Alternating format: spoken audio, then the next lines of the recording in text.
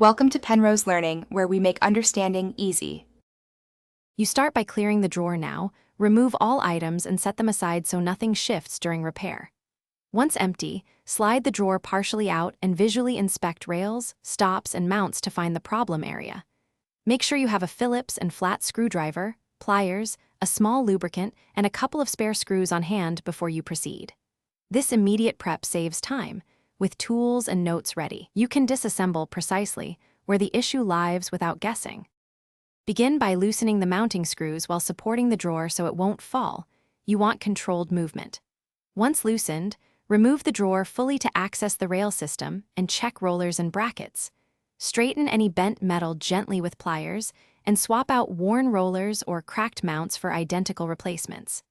Make sure to clean old grime off tracks, apply a light lubricant to contact surfaces, and retest the slide action manually to confirm smooth travel before you tighten fasteners back down. Align the drawer carefully with the cabinet rails, guiding rollers into their track grooves so the drawer seats evenly. Once positioned, tighten screws progressively on both sides to maintain parallel alignment. Pull the drawer in and out several times, checking for smoothness and an even gap. Make minute screw adjustments if it binds.